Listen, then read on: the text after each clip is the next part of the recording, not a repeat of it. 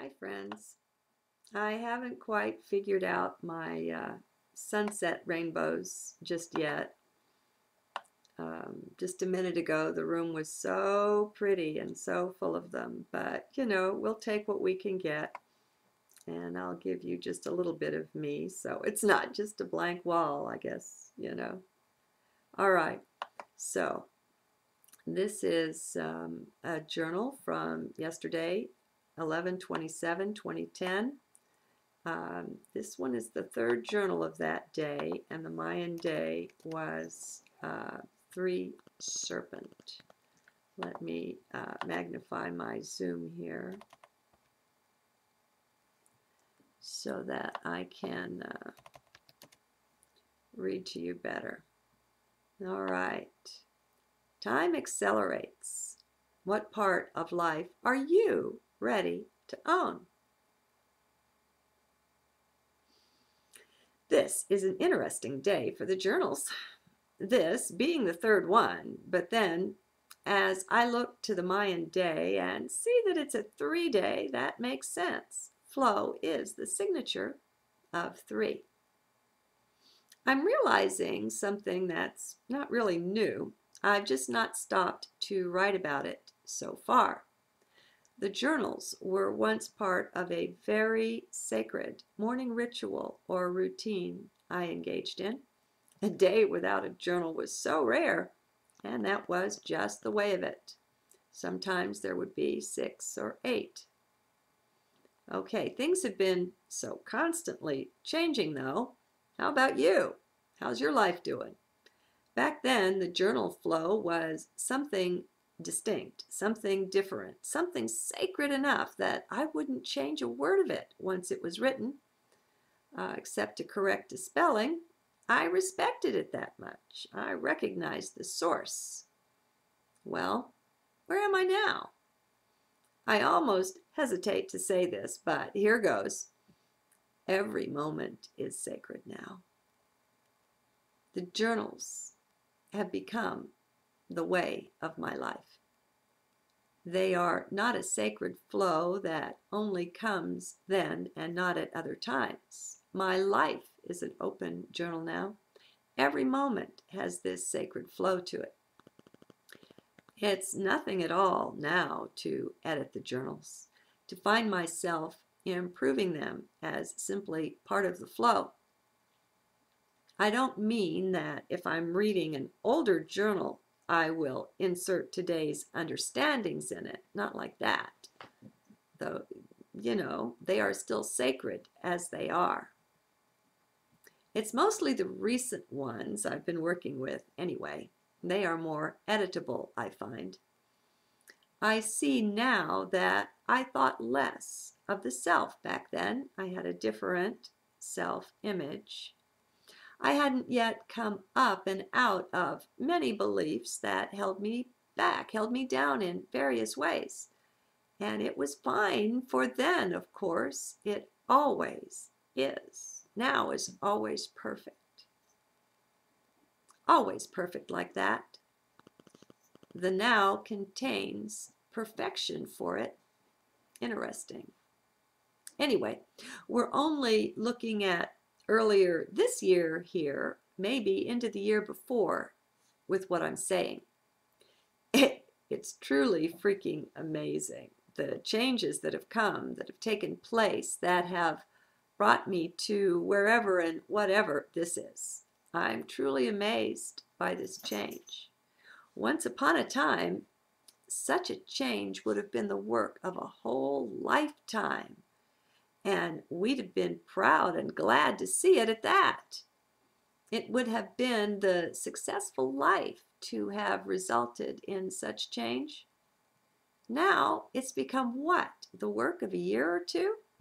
Do you see how time is vanishing away in its meaning?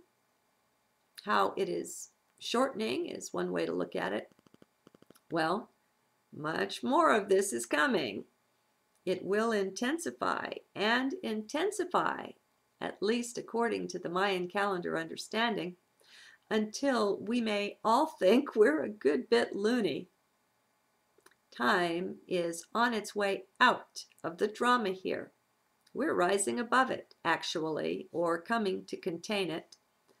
Time-space is very much a part of 3D, and we're just not bounded within that so much anymore.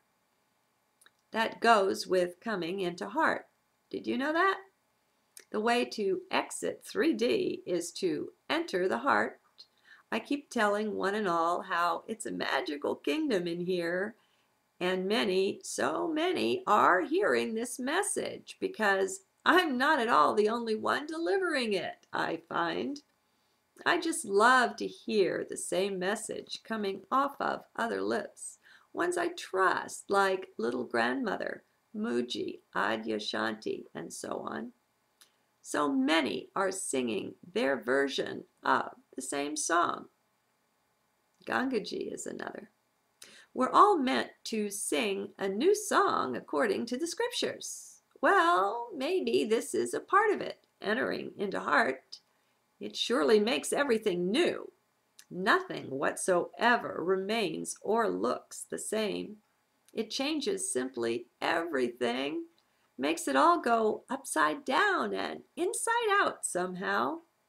I love a line I heard from Dimitri Halley. I had to write it down. It goes like this: the basic fabric of wholeness is paradox.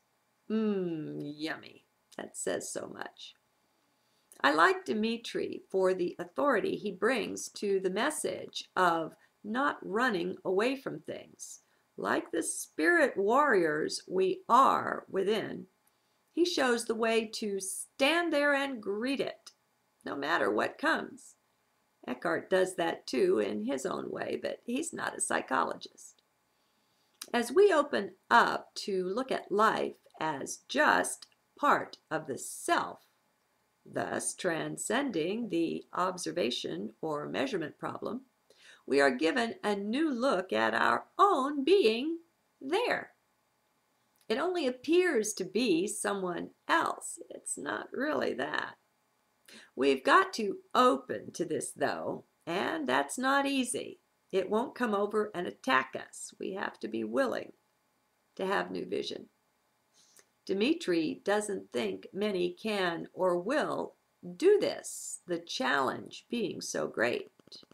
Well, I see the challenge there, but I also see the heart of you, of me, and I know we can do this. Saving the planet gets down to this new way of seeing. We're killing Gaia ourselves in the way we've been going on with the current way of vision of the earth. And well, that's just got to change. And I have faith in you. As I look out at you, I see you as knowing this and as being equal to this, as having the courage there to stand, face, and surrender. The conquering part takes care of itself. We don't have to worry about that. We've got some self-conquering to do first, though, or the other is impeded. It won't happen. It just can't. We've got junk blocking the way, and we're using our free will to maintain it unintentionally. What is wrong with the world is found right there in yourself, here in myself. Each and every one of us, we are responsible for that. Don't point any fingers elsewhere. Let's just sit with this for a bit. Let's remember, too, that no matter how much of a wonderful, sweet, light being, goody two-shoes we've been in this life, honey, this ain't your only lifetime, and it ain't mine either. Get used to that. Own it. You are not pure as the driven snow, nor are you meant to be. You just lost a few of you there. Well, take only what you can right now and just leave the rest. No need to agree or disagree. Just table the motion for another day. Take what you can and go on. It is important, though, that we all get over this self-righteousness that has us, translate, that has the mind, thinking we're better than everyone else, than anyone else. We're not. Know why we're not? We are that. Hello, we're all one here. As low as it goes, we are that. As high as it goes, we're that too. We're all of it. It's time to begin owning whatever we can of that, of life. If it starts with just simply saying, hey, I know I've had a lot of lifetimes. I bet I've made more than a few mistakes along the way. Well, then that's fine. That's a great start, actually. That works. That's how I started. Self-image. That's what we're deconstructing here.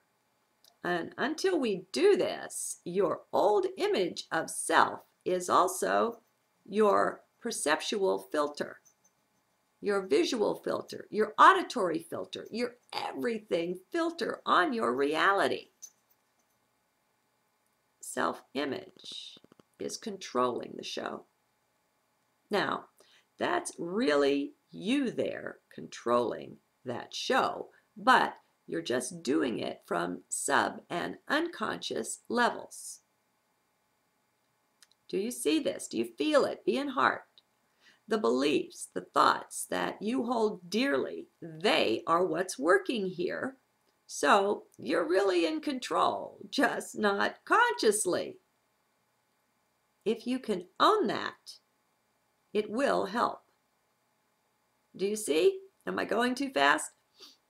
What part of this can you take hold of and own? Any part will do, really, because it will act like a fractal. To take in a piece is to take in the whole in some wonderful way. So just accept what you can. As long as you have the habit of disbelieving mind on the one hand and going to heart on the other, honey, you're covered. You're set for battle. You can't be defeated.